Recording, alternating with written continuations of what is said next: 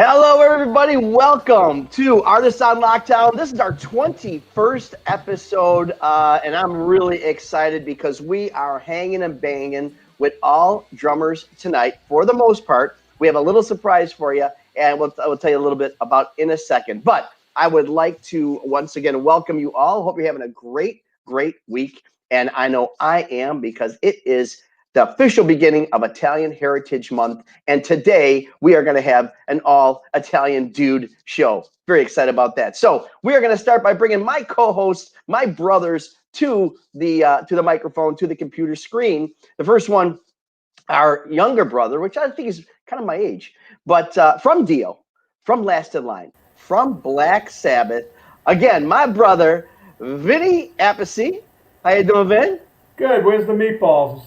Italian Heritage Month. They're on the stove, brother. I'm just waiting for you to get here. That'll take a while.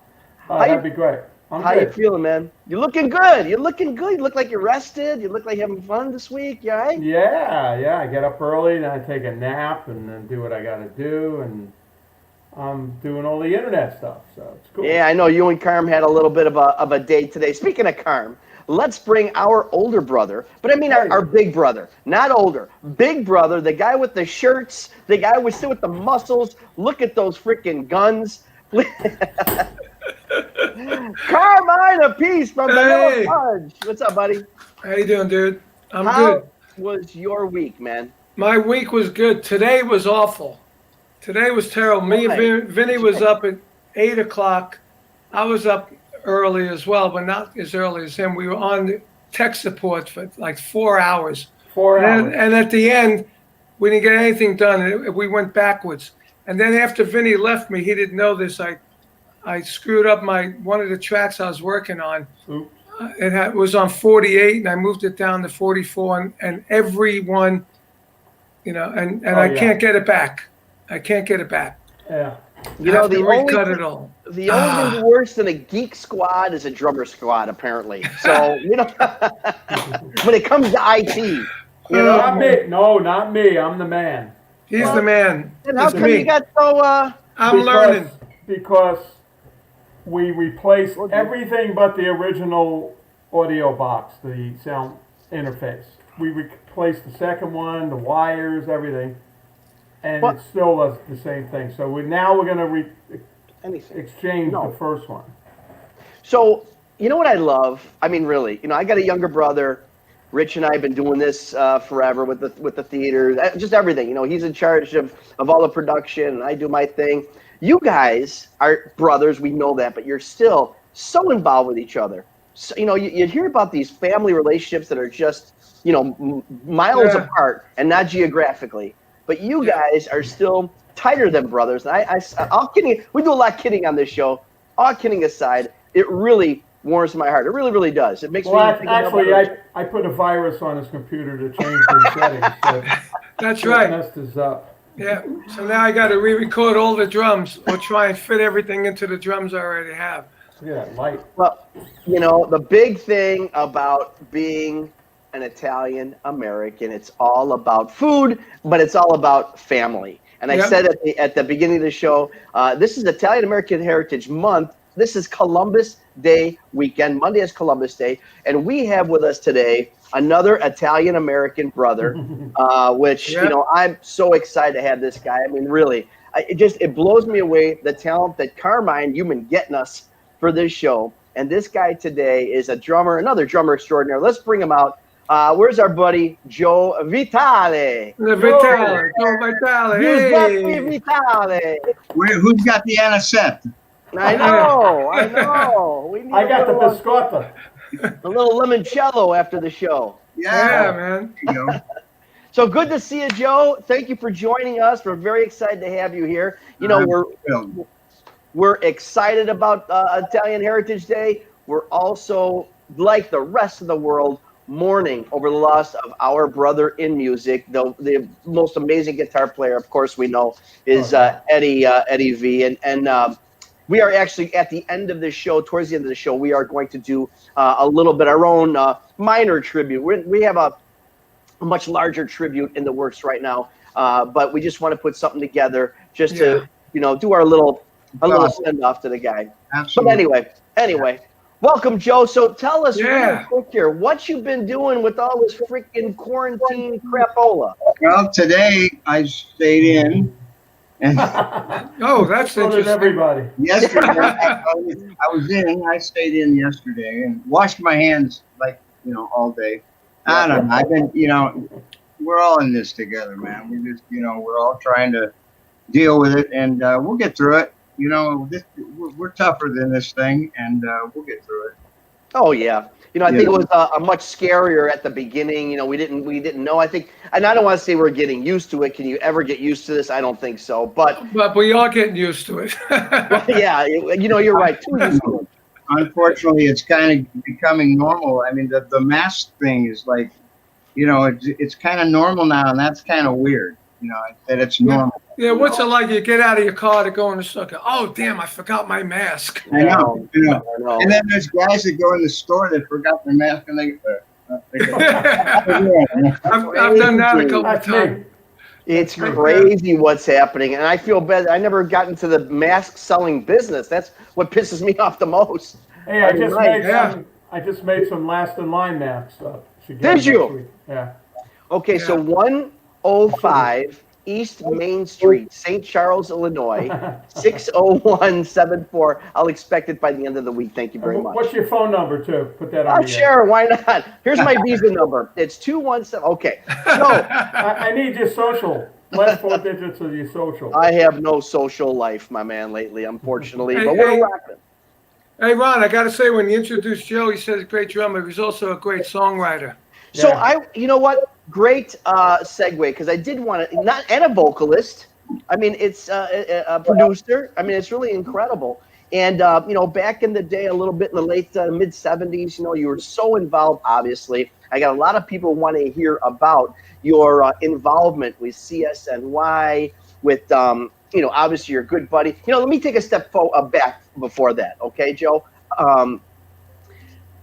Kent State. Now, I don't know if I'm even going down a wrong road here, but, I'm born in 1962, so Kent State time, I was a little bit younger in high school. But, you hear about, Four Dead in Ohio, these kind of things. Can you tell me a little bit about that whole? You were there at the time of the Kent State shootings, right? I was there, yeah. Me and Joe Walsh, we were both there. So tell me a little bit. Can you tell me, what happened that day? I was watching TV over at my girlfriend's house, Susie, which is now my wife. And we were watching TV, and we heard all these sirens, and we looked off into the distance. She lived near campus, and we saw this glow in the sky. Oh man, something's on fire. Something big is on fire.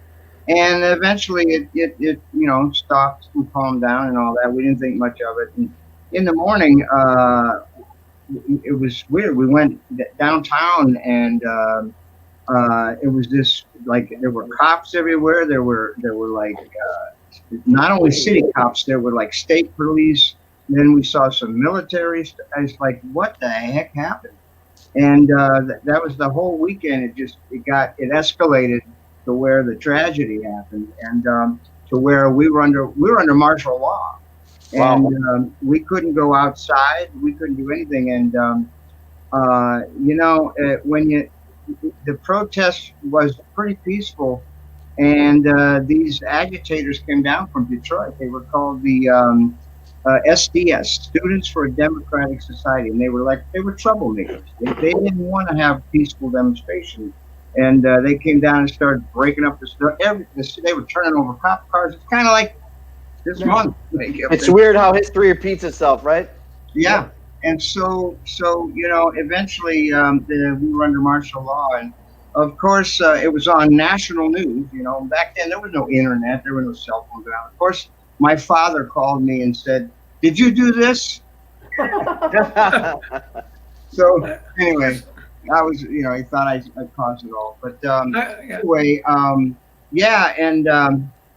and it was a bizarre. Cause we were young, we were like kids, and see that go down with the the kids getting shot and killed, and it was just a bad memory, just a tragic memory. And what was weird was that not too many years after that, here I am on a stage, and I'm playing Ohio with CSNY, and it's like, wow, yeah, that was like, and so yeah, it was pretty bizarre. It was a bad time. America was going through some crap, It was It's like now. It's it like just now. Like now. Yeah. nothing's changed, and we'll get through it and all that. But that was it was May 4th, 1970, and actually this year, we, being Joe Walsh and our band, it was actually the original band, was gonna play a tribute concert, a memorial concert at on May 4th, it was 50 years this year. Oh my goodness. Kind of crazy. But so we were going to play, David Crosby was going to open, which made sense, and Chrissy Hine they were going to get, and because she's an Ohio person as well. Perfect. And so but that obviously around May the 1st, when things were getting bad, we were looking at like, we'll be okay by but I'm sorry, by April 1st, we were going, by May 4th, we'll be fine. And we weren't fine. So everything canceled. No way.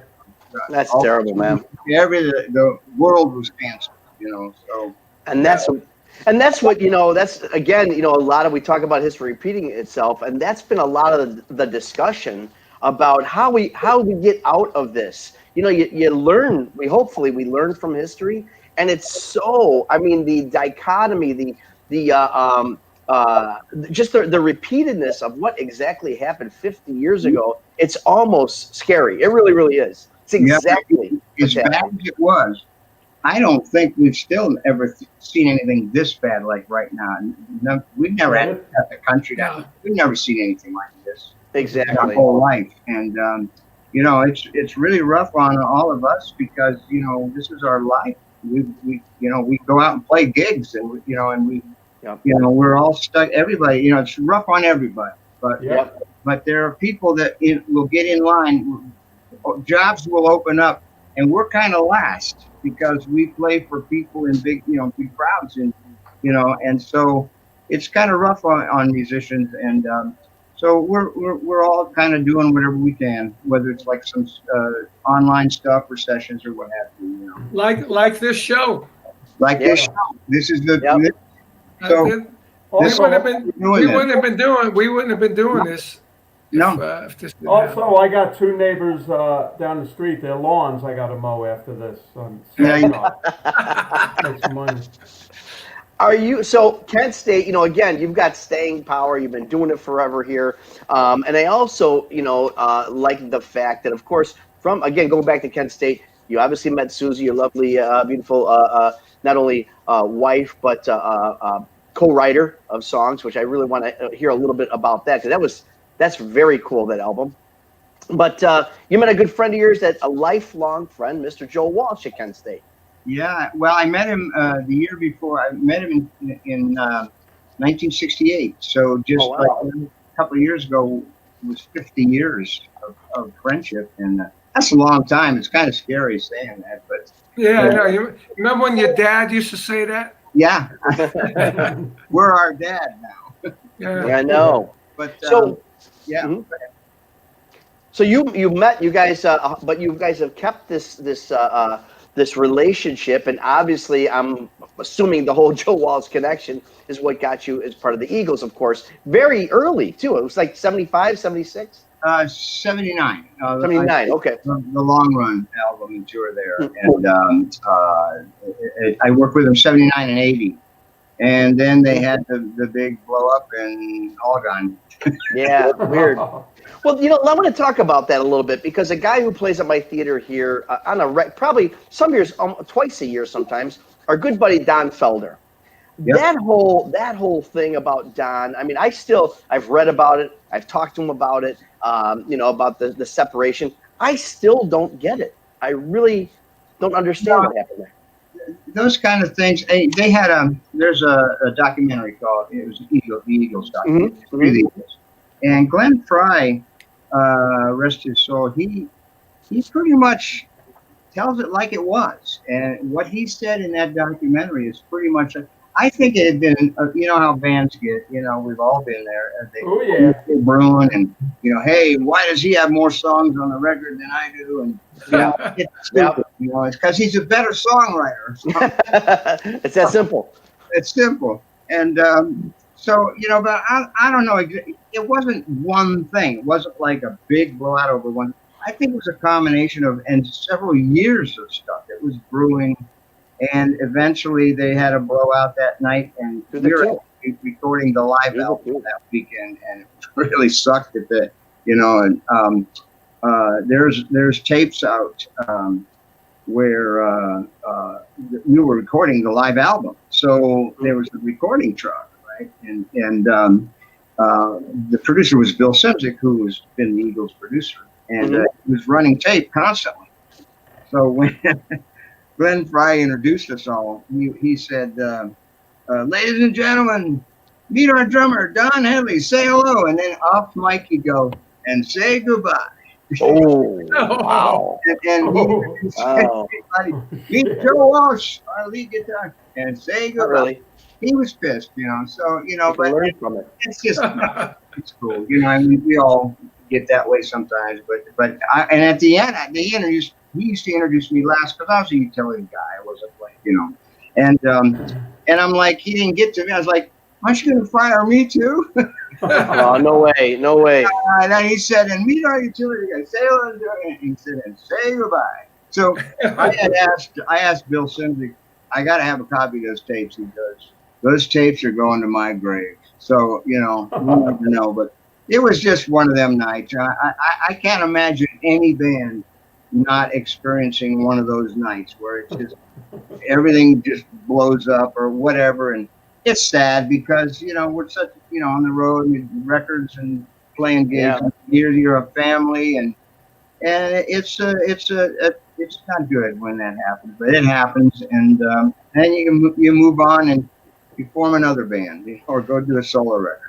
How much do you think, Joe, that the youthfulness of the band at the time had something to do with that versus, you know, we all get later on in life and we're all like, yeah, it's all cool, it's all good. But you're at that age where just everything, bothers. I think, you know, when you're like 30, 35 and you're a monster star like they were, you know, I guess you can take chances and go out on a limb a little bit because you're already a star, you're wealthy, you're a star, you're famous, and you got a whole, you know, you can go off and do your own thing, you know, so it kind of takes the fear away from, you know, spouting off, I guess.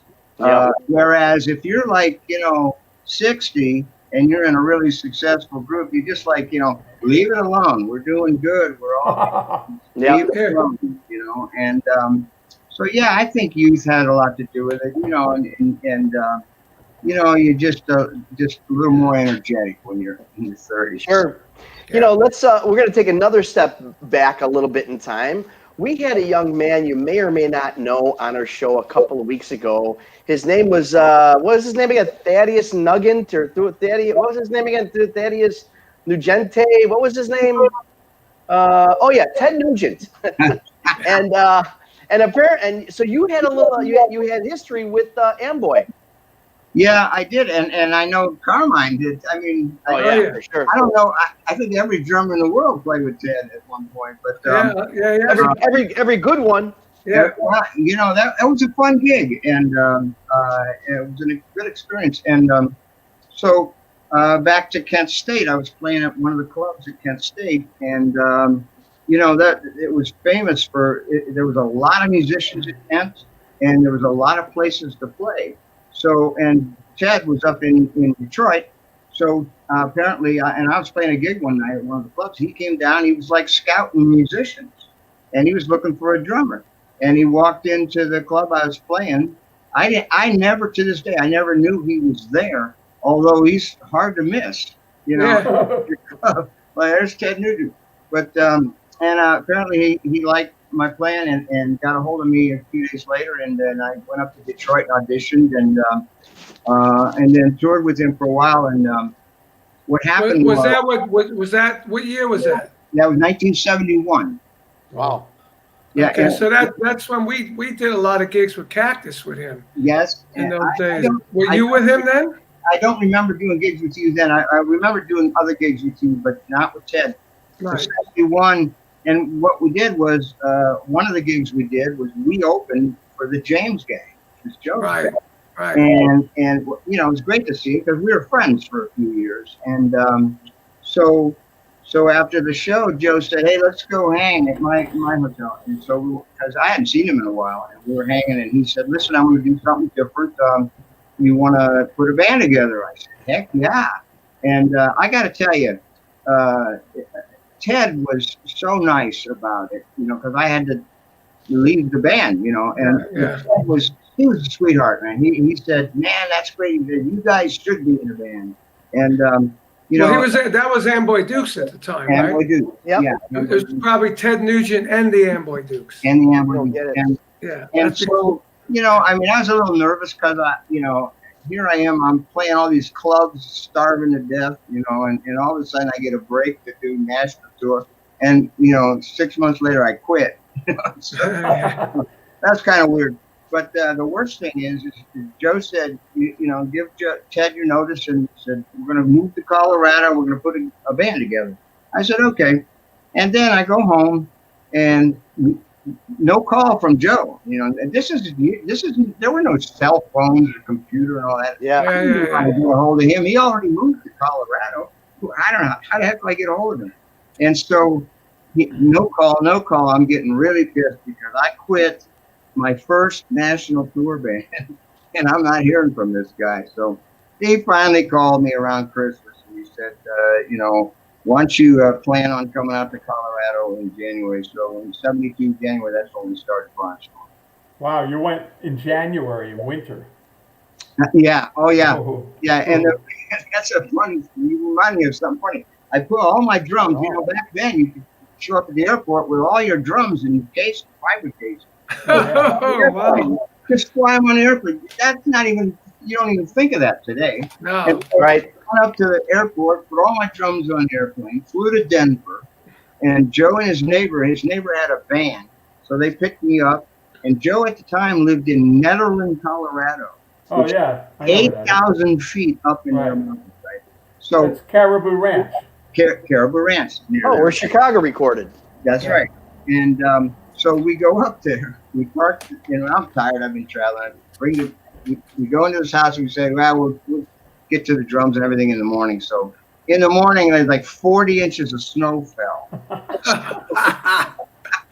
The van was buried. This was January. We didn't get the drums out of the van until March. Oh Oh, my God.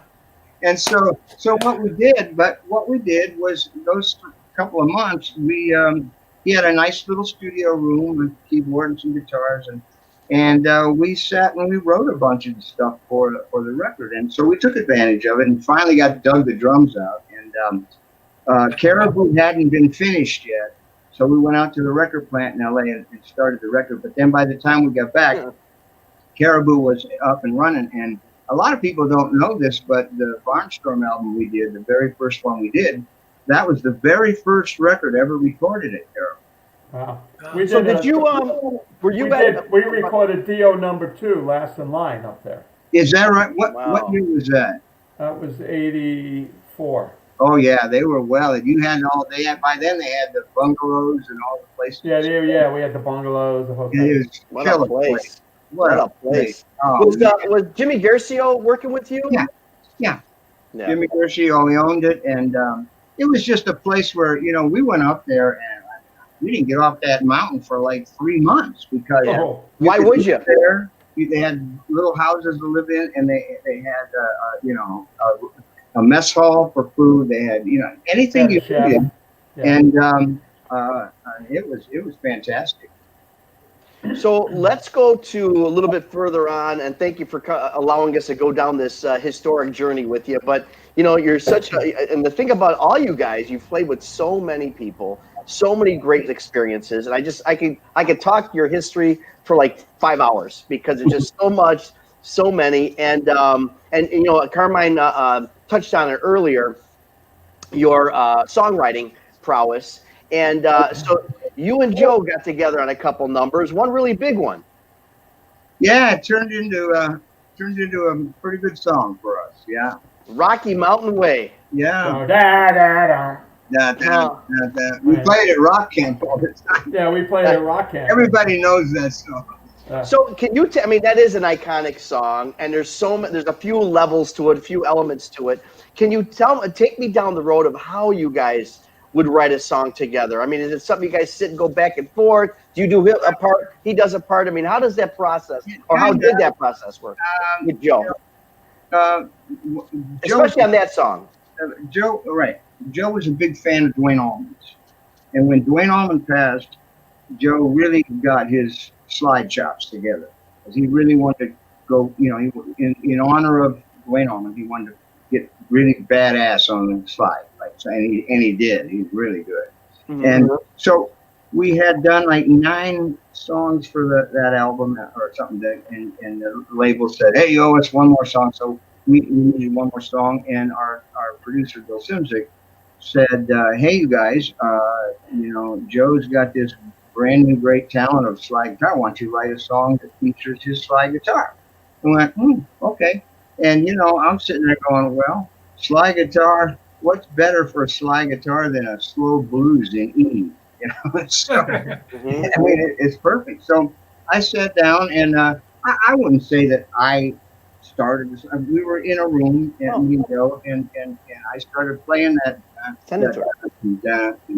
the piano, and he liked it, and then he picked up his slide and started playing to it, and it's a very, very simple song, but the magic of that song is the pocket and the groove.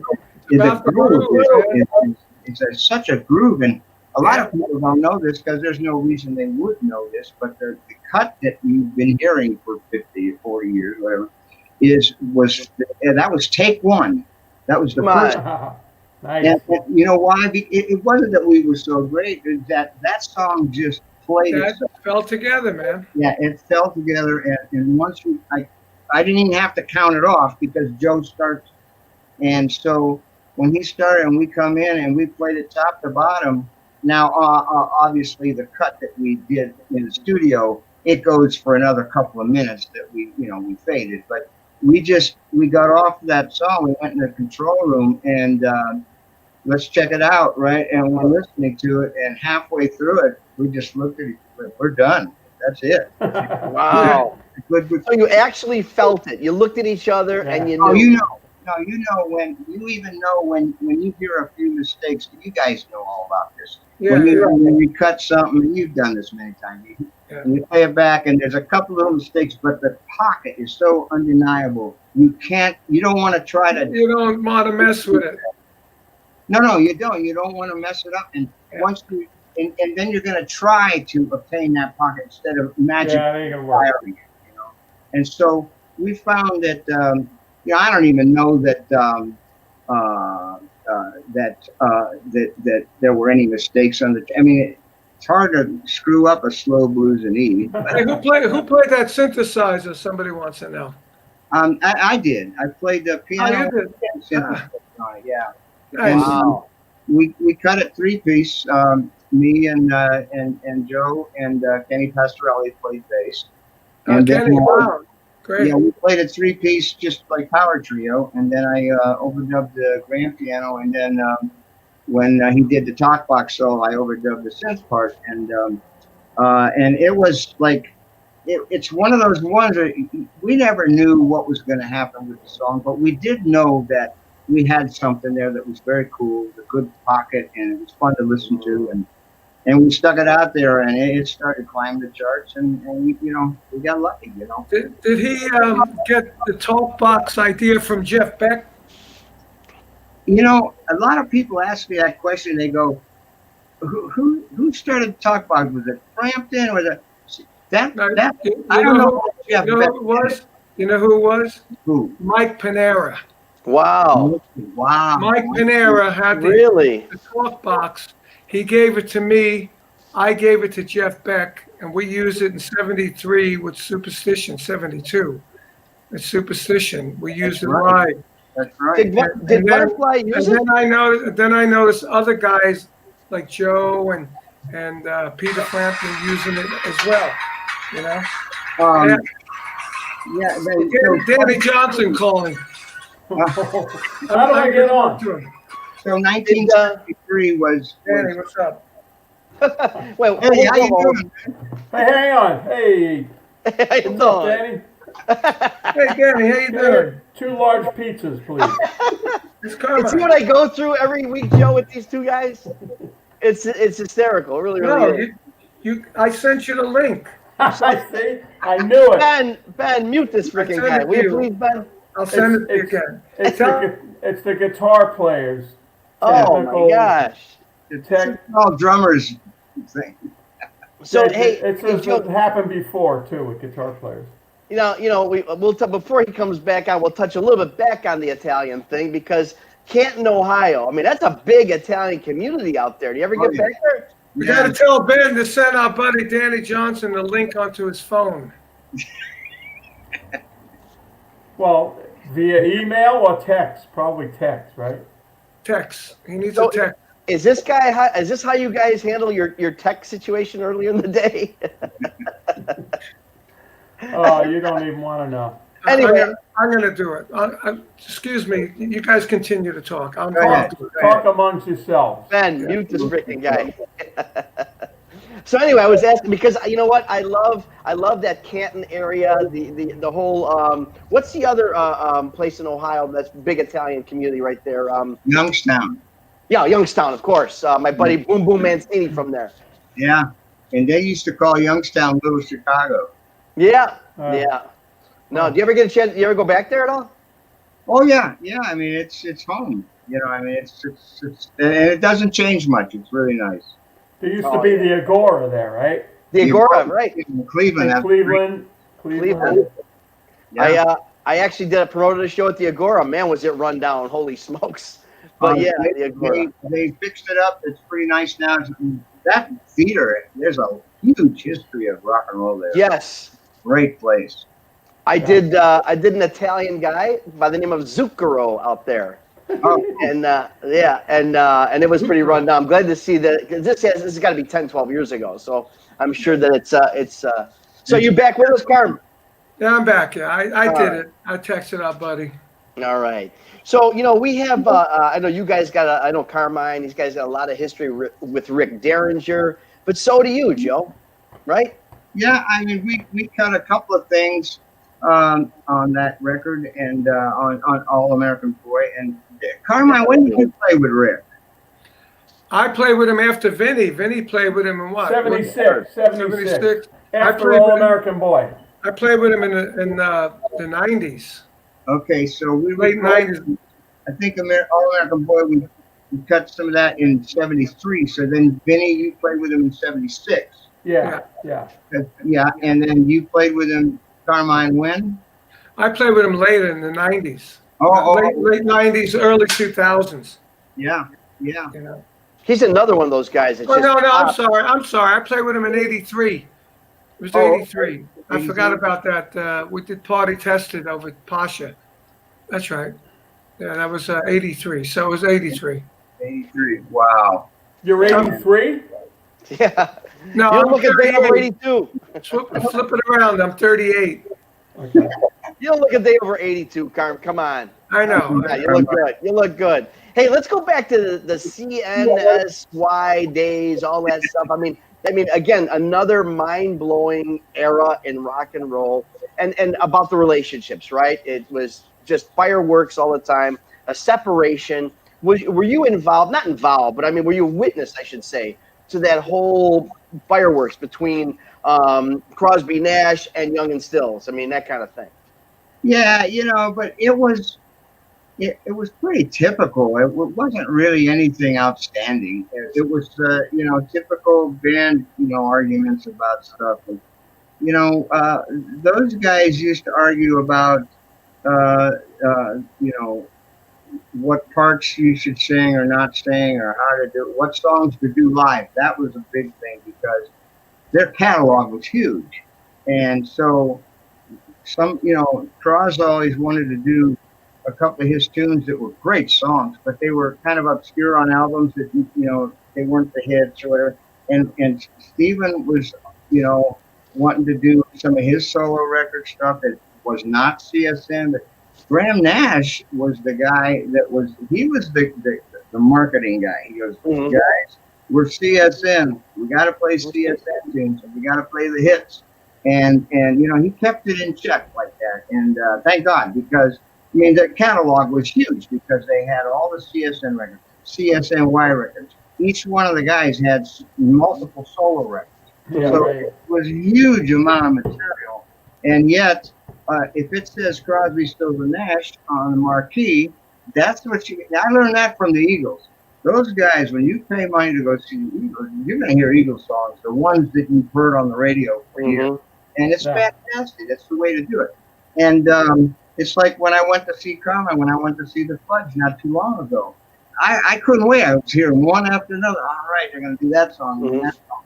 And of course, you can always throw in an obscure tune or one that you really like or that shows off playing ability. What about the Rascals when you came to see the Rascals? I was playing with the Rascals. That was great. In the 1960s, and I think Liberty DeVito also said this on your show or something you guys were talking about. Everybody in the 1960s wanted every drummer, especially every Italian drummer. Yeah, right. Dino Danelli. From the East Coast. Dino Danelli. Right. He was so cool. He was so cool. He was the coolest. He was a great drummer, but he looked fantastic. Yep, he did. So all these years, so who gets to be Dino Danelli? Carmine. Carmine. So now we all want to be you, Carmine. Yeah, right. No, but I was so proud. You played your butt off on that. That was a great show. I love playing with that band because I loved all those songs. Yeah. It was right up my alley, rock, R&B rock. You lived those. Yeah, I lived those songs. And then, Gene got sick, and that was the end of it, I saw you guys, the show, right after Gene got sick. Yes. So he wasn't Gene was on. He wasn't on that show. He wasn't on that show. He got sick the show before. Yeah. But Felix was great, and it was great to see you guys, man. It was fun. It was fun. Yeah. Now, these guys, you know what? You talk about rock and roll history. I mean, again, and the Rascals keep coming up. Isn't that something? Yeah. I mean, they keep coming up. They have so much influence in so many bands. Something about the bands in even as far back as the 50s, something about the bands in the 50s and 60s was, you didn't just go get a record deal. You had to have some talent. You had to have good songs. Yeah. You had to, And you had to play live and know how to present those songs. Oh, yeah. You used to go into a little office room in New York City with a piano there and sit down and sing raw and the piano. And that was your demo. And nowadays it's very difficult. You have to to bring stuff to a record. There's hardly any record companies left. But to bring something into a record company, it's got to be like a mastered, full-on recording. Oh yeah, and you got to have 500,000 views on YouTube and 250 Facebook members. I took a band up to Atlantic Records, and they told me that.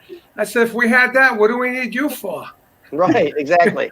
Exactly. You got to bring pyro in too. Yeah, right. Into the office. Check out this song. Real quick here, Joe, I want to touch a little bit on, you've had, a couple, I believe 3 solo albums. Speaking in drums, though, I thought was a real interesting concept, and it was a family project, too. How did that come about, and where do those individual songs come from, the inspiration? Well, I write all the time. I write for a lot of different people, and once in a while, they don't like a song that I wrote for them, and I like it, so I put that on the shelf. And once you get 10 or 12 of those, you got an album. But I write songs that are personal to me, whether they're for somebody or not. I try to keep them to a generic point so other people can relate to them, and it's not too personal. There's some, of course, I write that are real personal, but basically, I write songs that are generic that anybody could kind of record, And so, but if they don't like them and they don't do them, that's fine with me. And if I get a collection of those, I got enough for an album. So, but that one in particular, that last one, I've been working on it for quite a while because I've been, like you guys, like Carmine and Vinny, we're busy. We don't always have time to not only write but get in there and record the thing, you know. And Yeah, and mess up your tracks and like that when you're engineering, like I'm doing. Yeah. That's So you had some help from your wife, your son. I mean, it was like a family affair, right? Yeah, my wife helps a lot on lyrics and stuff, and she's not a musician, but she's a professional listener. She knows a hit song. She's one of those. She just hears it, you know, and you got to listen to those people. You know. Do you have a studio in your house, Joe? I got enough of a demo room that, you know, 'cause nowadays you can have a studio on a laptop. I know, Yeah. it's crazy. So if you get a little keyboard and a laptop, you know, you can do a ton of stuff. And as far as writing, you know, of course, eventually you got to get to a place where you got a full-on drum kit and everything like that. But you can do so much with a laptop now. It's unbelievable. Yeah, it's crazy, isn't it? It's crazy, and there's no excuse for not people writing good songs today. Hey, how's your son doing? Your son's playing. My son is doing great. He just finished.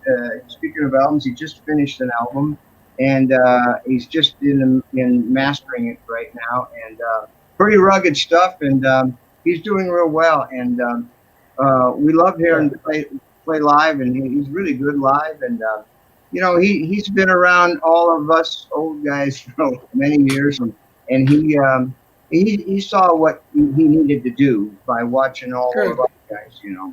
Yeah.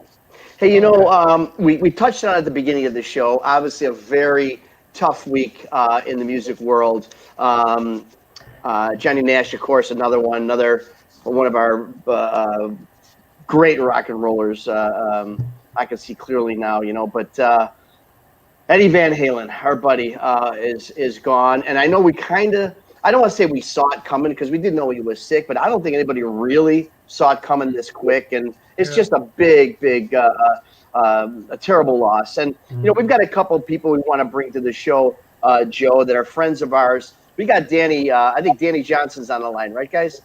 I think Danny's here. There he is. Hey, Danny. Hey!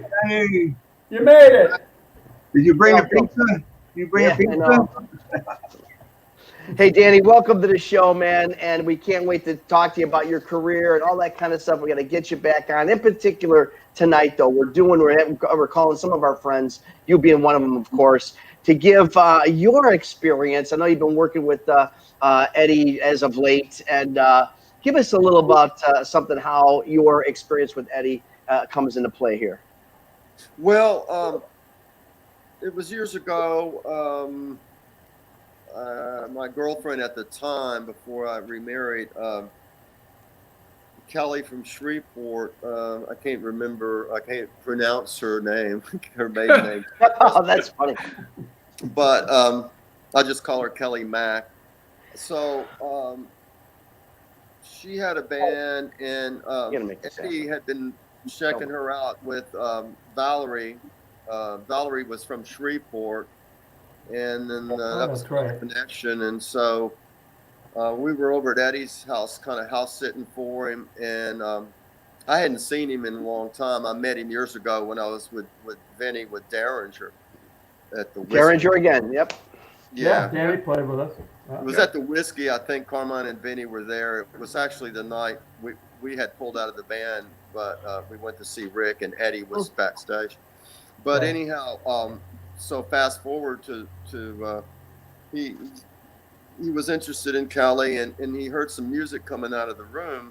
Her band was kind of dragging their feet, and they were not respecting the situation. And she asked me, "What do I do with the band?" And I told her, "Fire everybody, you know." Oh, all right. Start over.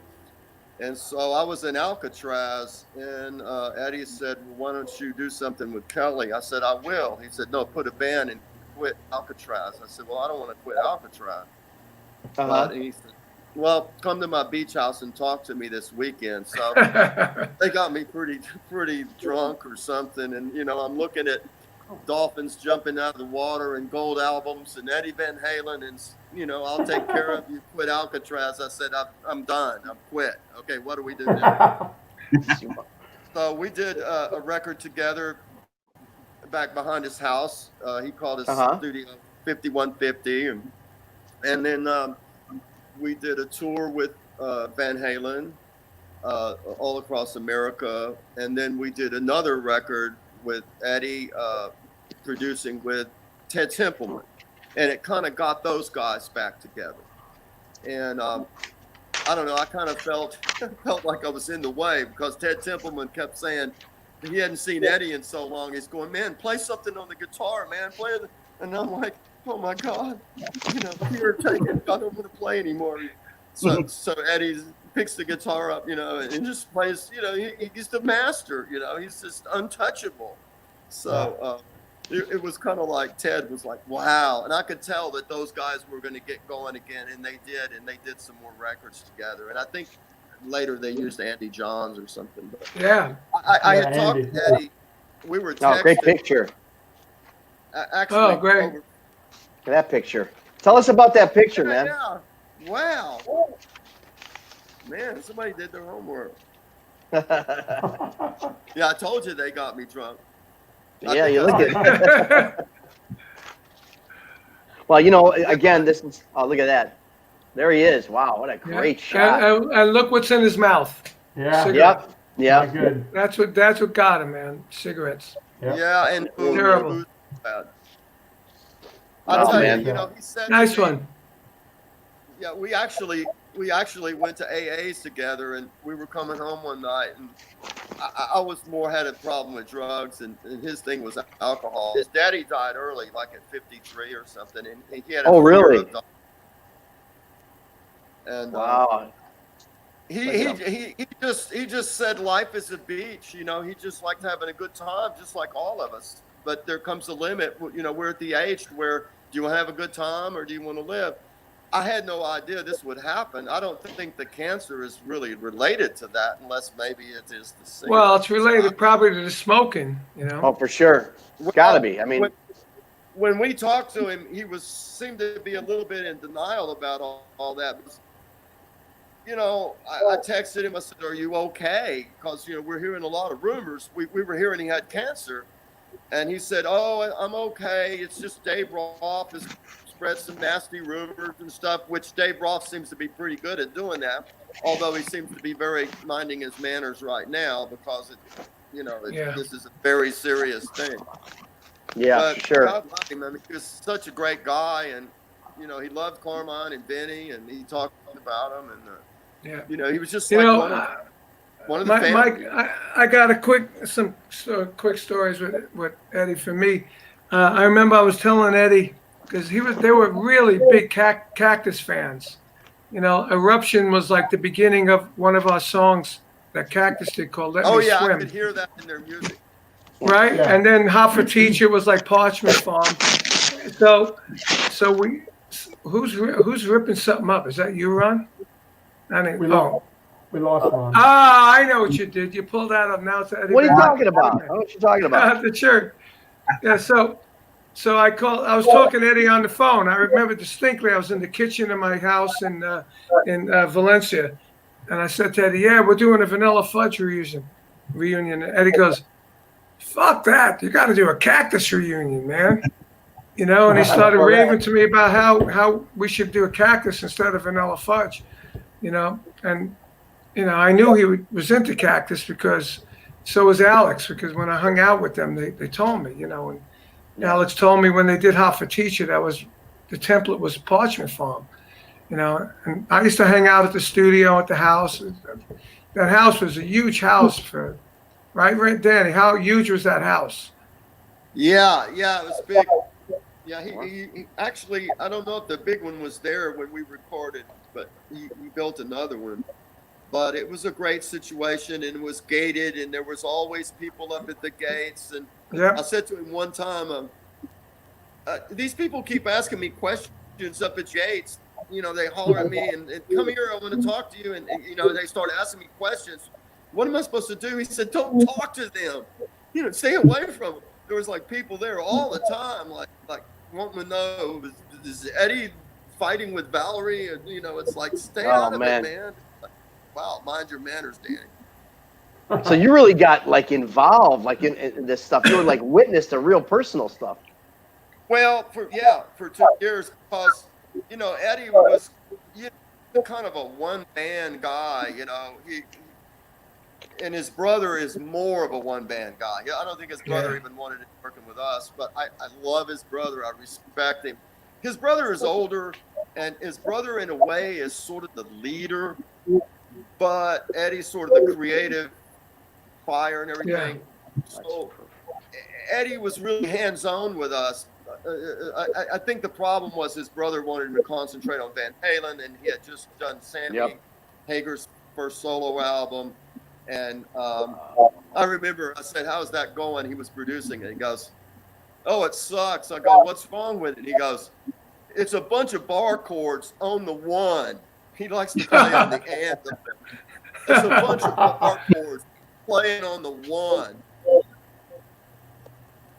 Yeah. He likes to go 1, 2, 3, 4, and I mean the Appices understand that. Yeah, absolutely, absolutely. Hey, let's bring another friend of ours. If you can hang out with us for a minute, Danny. Pat Regan, how you doing, Pat? Hey, Pat, what's up, dude? How you guys doing, man? Yeah, Danny, my God, I haven't seen you in ages. Oh my God, how's it going? You still in Tennessee, or where are you at? No, I'm in Austin. Do I owe you something? Oh, okay. Well, I'm still in LA, and I'm getting the hell out of here. I've had it with California, man. But I don't blame holy you. shit. Well, Awesome, Pat, welcome to the show, man. Welcome to the show. You know, we really appreciate you coming on here. I mean, you are absolutely. Mixer, Pat, do you know Joe? producer. Do you know Joe? You know Joe? I don't know Joe. I know who he is, and I'm a big fan of Joe. I've never met Joe, but let me tell Joe who you are. Awesome. Pat is an engineer that I work with on my Guitar Zeus, on Vanilla Fudge, on just a lot of stuff. And he was almost involved in that album that Danny was just talking about. Oh. Eddie. So he hung out with Eddie as well back in the day. Well, I'm actually Richie Blackmore's producer, and I've been working with Richie for 27 years. And we just released the latest record this week, actually. So, but yeah, no, I mean, Danny, we kind of go. Interestingly enough, we actually did a record together. Mm-hmm. Yeah, we listen. Because there we go. Can you hear me? Yeah, I got you. Oh, okay. Because my A&R supervisor at Warner Brothers was Roberta Peterson, who is Ted Templeman's sister. Right. And Eddie, he got actually a hold of some of our demos, or basically the songs we were recording at the time, because we actually did those two records about the same time period. I think it was the late 80s or whatever. When did Private Life come out? Was that 89 or something like that, or somewhere in the 80s? It was late 80s, whatever. But the fact is that Eddie heard the demos or the tracks we were doing at my studio, which I had in Hollywood Boulevard, as a matter of fact, and he was like really impressed. Roberta apparently turned him on to me, and Eddie gave me a call out of nowhere, even though I'd met Eddie before, because we used to play the Starwood all the time in Hollywood. And I actually kind of ran into him a couple of times. I had no idea the guy was a keyboard player originally. That's how he really kind of started his musical career. Right, he only plays in D. Well, the easiest key, yeah, exactly. Yeah. But the fact, because I'm a keyboard player, and the fact is I had this ridiculously huge keyboard set up with the band. We were like the Starwood's house band for a long time. And we would play periodically, and he would come in and he would see the band, and they would play the Starwood. And he was fascinated by my keyboard setup, which was just a ridiculously huge thing, because you'd have to have a bunch of synthesizers to play polyphonically back then. But the fact is, I just found that really kind of fascinating, and then I didn't realize that that's how he actually started his musical career. Is keyboards, and then he actually evolved into guitar. Exactly. Yeah, he started. I think he was classically trained at like 14 or something like that. Yeah, exactly. And then he picked up totally. I mean, the man was amazing. I really. Yeah. But he called me up and he wanted me to engineer the Private Life record, as a matter of fact. And we had some really good chats. I mean, the guy came off like I'd known him for years. It was really kind of he's such a sort of just a natural. I mean, he's just an easygoing guy, really easy to talk to. And we had some really kind of good chats as far as equipment and gear and all that kind of stuff. And I wish to God, I actually didn't get the gig to do Private Life. I wish to God I did, because I would have loved a chance to work with a guy. Because I mean, I thought the guy was just amazing, you know. But the problem is management. They kind of chimed in and they said, no, it's a conflict of interest. You can't do this. And in fact, the record I was doing at the time was with Warner Brothers, and it was a chick singer who sounded like Ann Wilson. And we were on Warner's. You remember that? It was Harlow. That was the name of the band. And it was a great band. Yeah, and the fact is that they were kind of doing the same thing. So they actually moved us off of Warner Brothers to Reprise because of that, because they thought it was going to be a conflict of interest, you know. And at least, I mean, I think you guys got a chance to do a second record. I think Teresa, our singer, it was just basically me and her. That was the band.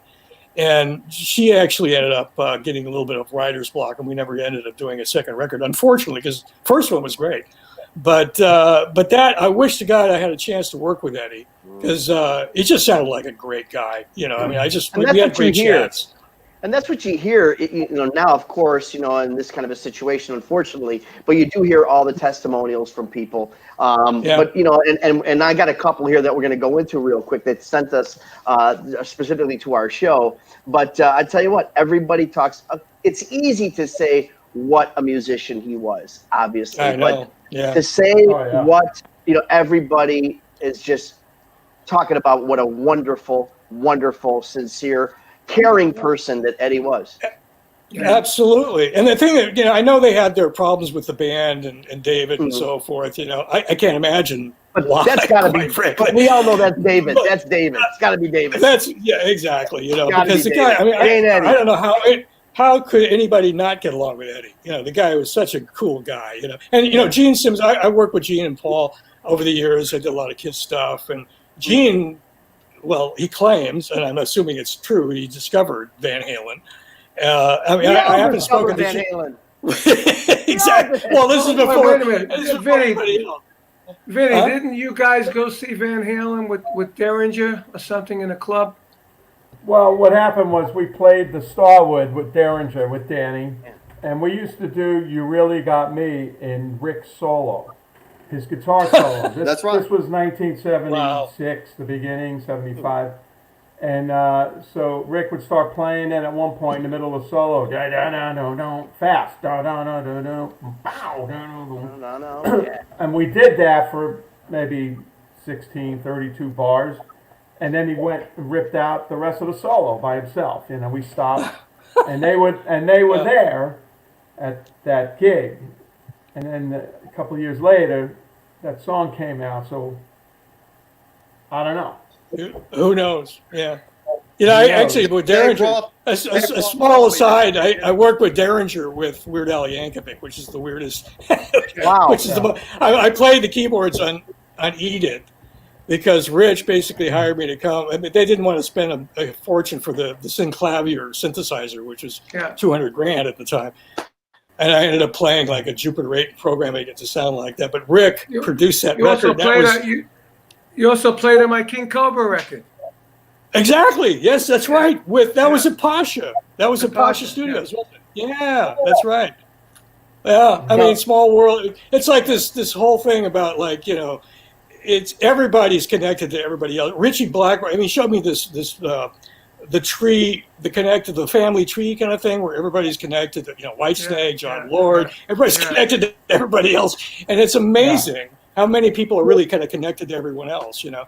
And I mean, I just, you know, anyway, I mean, I just like, I have to say though, I mean, I kind of, it was the one that got away. I wish to God I had a chance to actually work with the guy in the studio.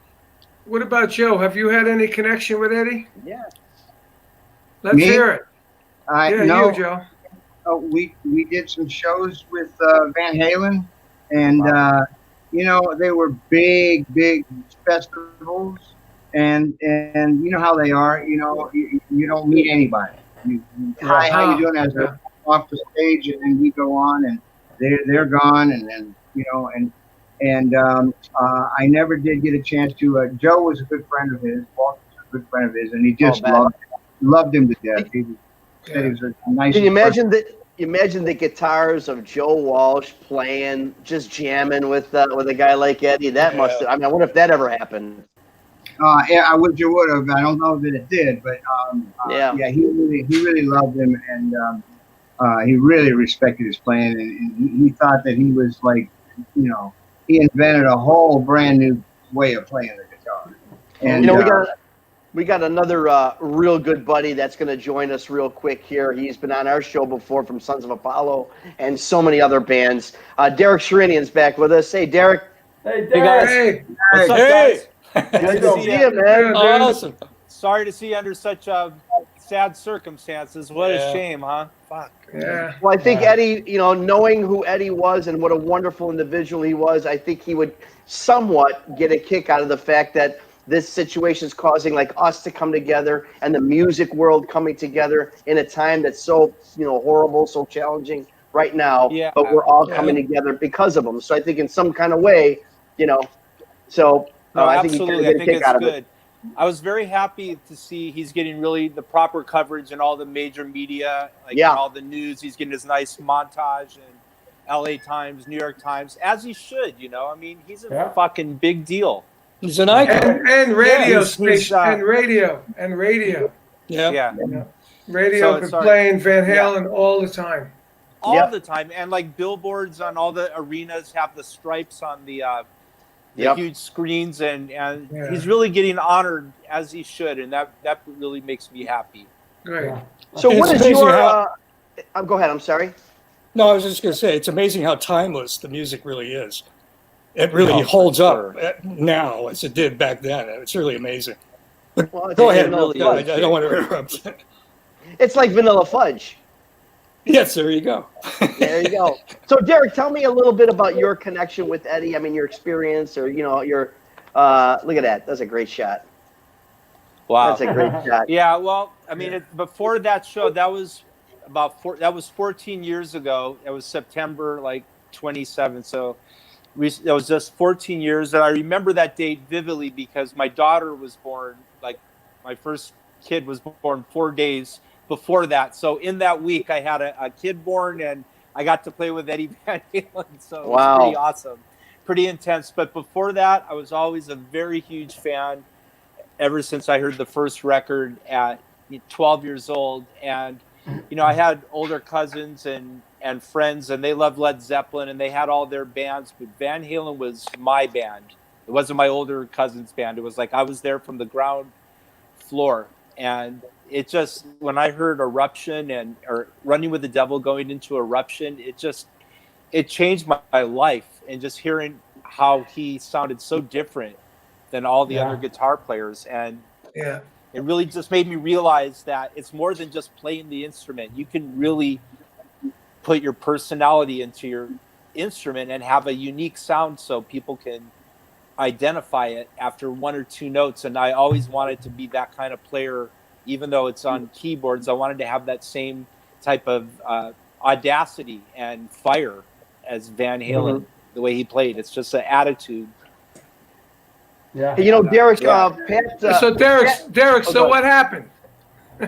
So later. So good one. So later on, so it happened later on in fast forward.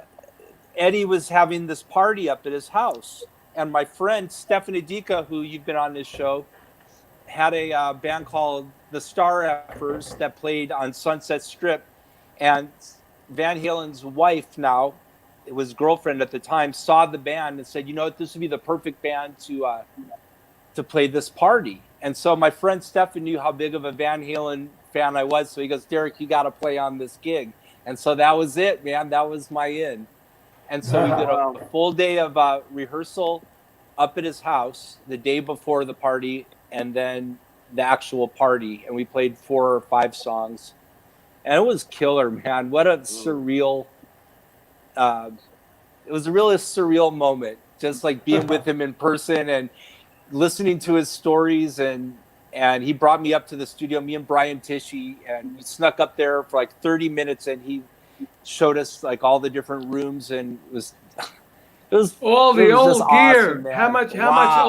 How much It was old gear amazing. was All up the there, old right? there's like the shark guitar from Women and Children First is hanging up, and I'm like seeing a person go, "Oh my God, that's the guitar!" And the vault, like he had this vault of all the tapes of all this stuff, like unreleased material. Yeah, and it's like you can only imagine what's on there. I hung out in that place a few times with them, and it's amazing all the old Pultecs, all the old equipment they had. They had, the tape machines. And it was the old big giant board, tube board.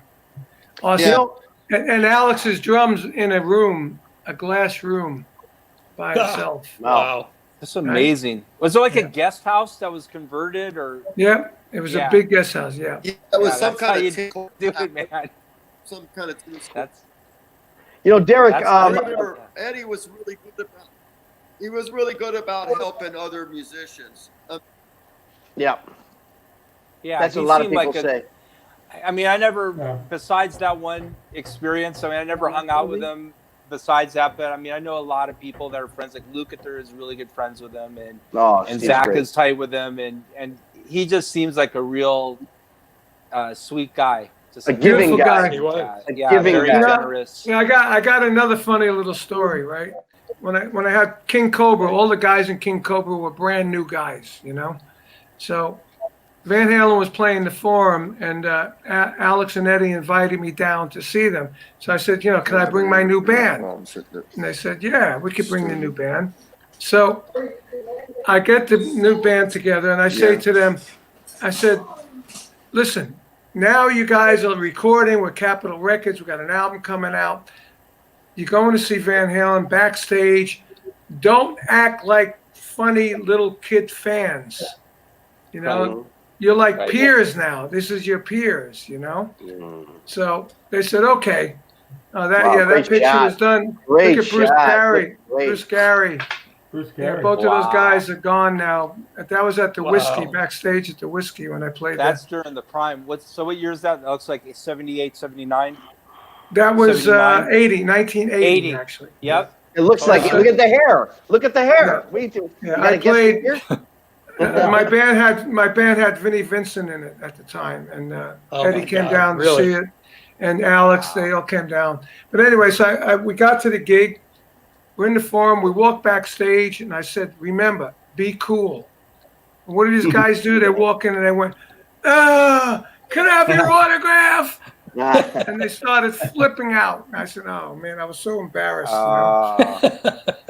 But Carmine, those guys, I mean, even though as huge as Van Halen was at the time, they must have looked at you. I mean, you must have been their hero before that. Of Cactus. Oh yeah, they were big Cactus. They were big so they Cactus had that fans. kid. They had that fanboy attitude towards you, I'm sure, when they first met you. They were really cool when I first met them, when they first started out. And I didn't realize that Eruption sort of was influenced by a song that we did with Cactus called Let Me Swim. If you listen That's to right, it, you pointed that out before. No, the boom, bam, bam, bam, bam, bam, same thing. And Eddie told me, they said, yeah, we kind of lifted that from you guys. And Alex told me that Parchment Farm was the template for their Hot for Teacher. And then there's another part of a couple other songs they did with Sammy that had, like Cactus songs in it. And so I knew they were very big Cactus fans. And I loved them for it, because they were very honest about it, Mm-hmm. They're very honest about it.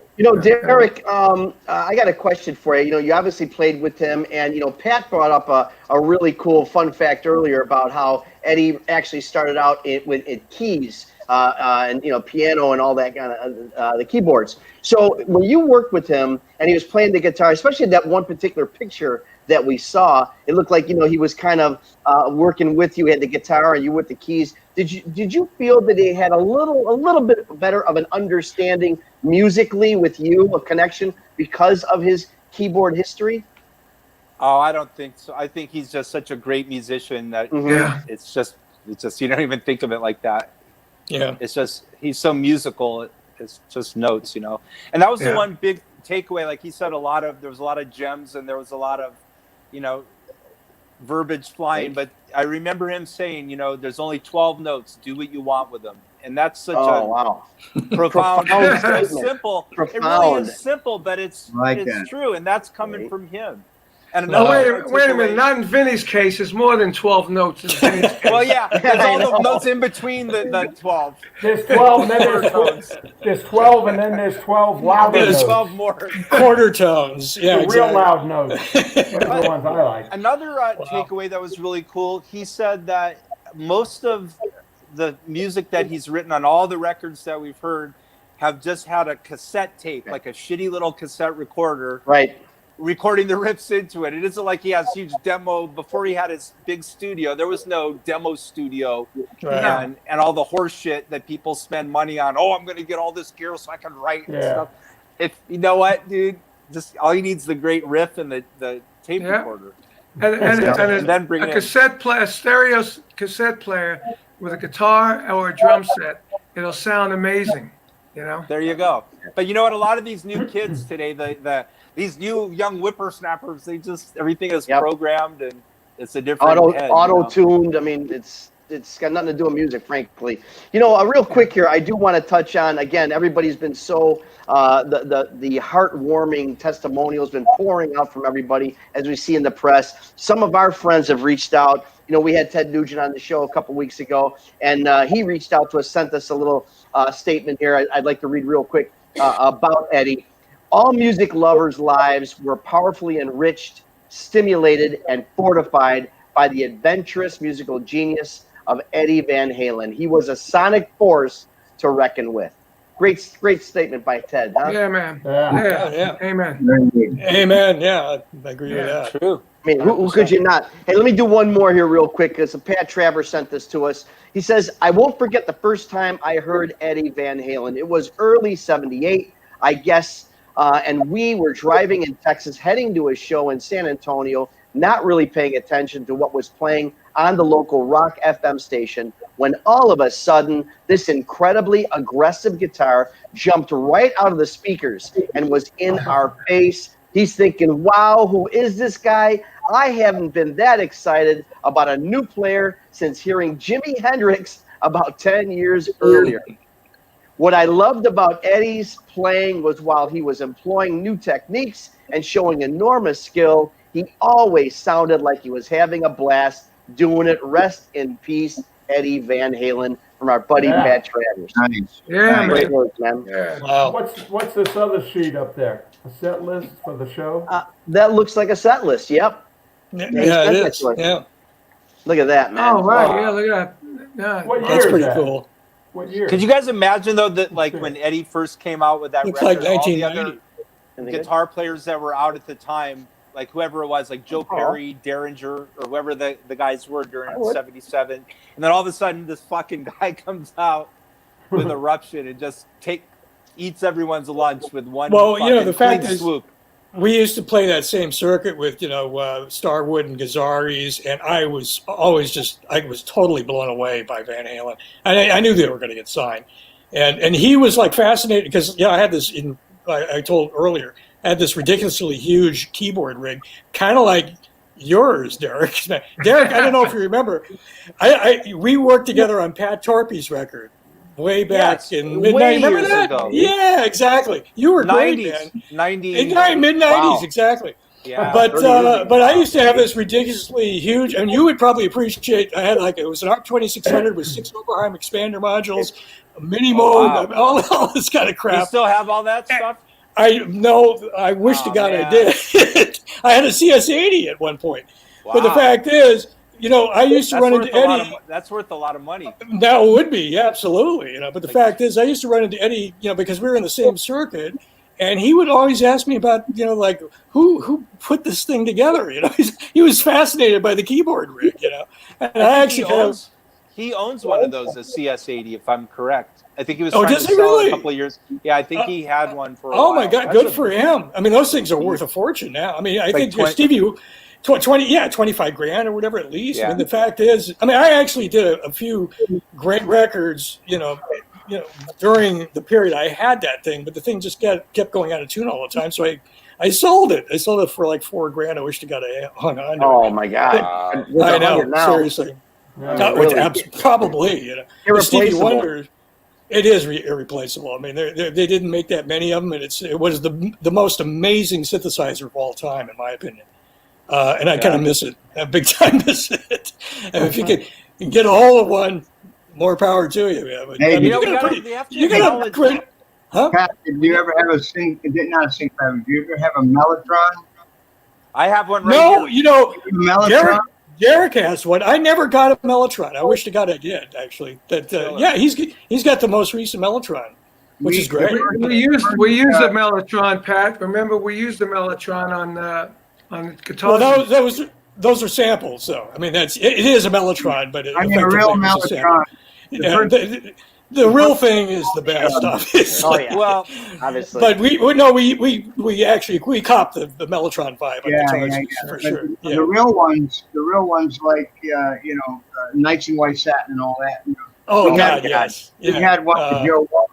The first Joe Walsh tour, we took one out, which is idiotic now that I think about it. He took on the road with us, and the first show. Very fragile. Yeah, exactly. Yeah. Yeah. Well, the truck. Whoever packed the truck had packed the case upside down. So when we got the Mellotron out, it didn't work. So we opened the lid, and it was all tapes. The tape, it just looked like just like you'd have to rebuild the damn thing. Exactly. We never did get to use it. The original Mellotrons are awesome, but as you said, they're very temperamental and they're a pain in the ass. Like I've used them a few times in the studio, and it's always like there's always a bad few notes. So what they have now is this new Melotron. This guy in Sweden, Marcus. Those are the best. That's the best one. He bought the patent for Melotron and Chamberlain, so he has all the original tapes, and he sampled them at the highest like fidelity analog or whatever. And so this digital Melotron is digital, but it has every sound in it, every tape, and you can hear it back, and you don't know the difference. I mean, it's insane. It's great, and you bring it out live. It's no problem. I mean, that's cool, and it's always in tune. There's no dive. Hey,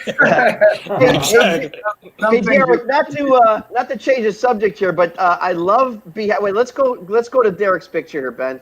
Put him in the center real quick. So the Sons of Apollo logo, was that always there? Last time we spoke to you, that's freaking. I think so. Yeah, no, that was there. It's the backdrop from the first tour. Oh, there you go. I just happened to. We miss Sons of Apollo. I'm telling you. We're going nuts over here at the Arcada. Fuck.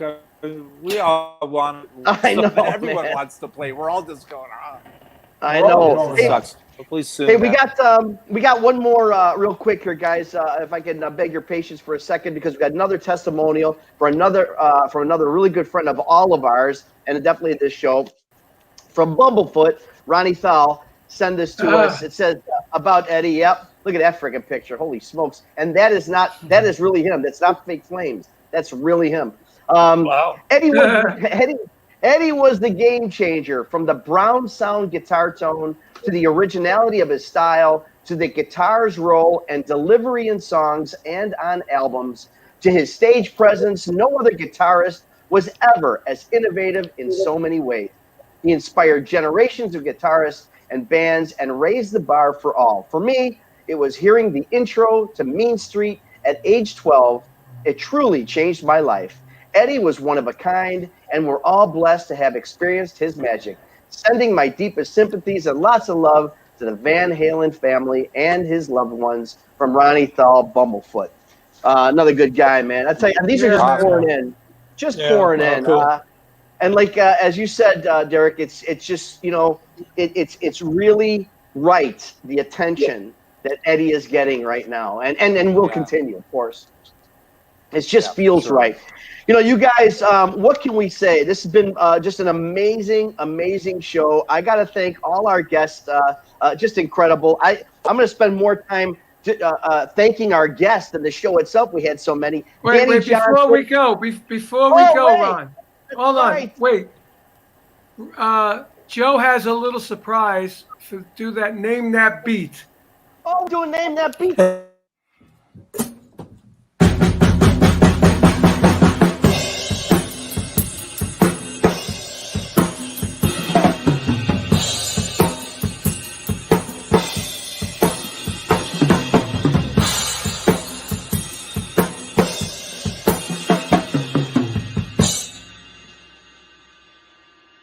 All right.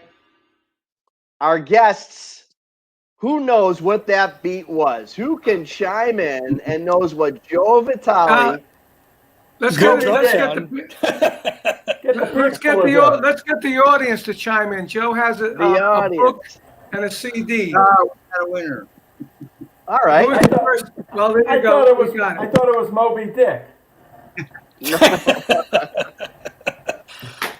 Not All quite. right. So, Al, okay, so they're guessing Rocky Mountain Way. They're guessing right. They're They're right. guessing. Yep. They're right. Al Percoco was the first one. Big Al. Congratulations, Al. Thank We're you. gonna There you send go, Al. Joe, We lost real Eric. quick. Joe, real quick. Tell us about the book that we're going to send Al. It's a book called Backstage Pass, and it's 300 and plus pages of absolute insane hilarity, and 750 pictures of all the bands you love. Well, hope you send two. One out this way out in St. Charles. You guys, thank you so much. Danny Johnson for being with us. Pat Reagan, thank you very much for being with us. Derek bet. Sherinian, everybody. It was a pleasure. Thank you, Pat. Thank you so much. Thank you, Come back Danny. You got it, man. Vinny, I'm going Thank to call you. you. See you guys. God Oh, bless no, Eddie brother, Van Halen. no.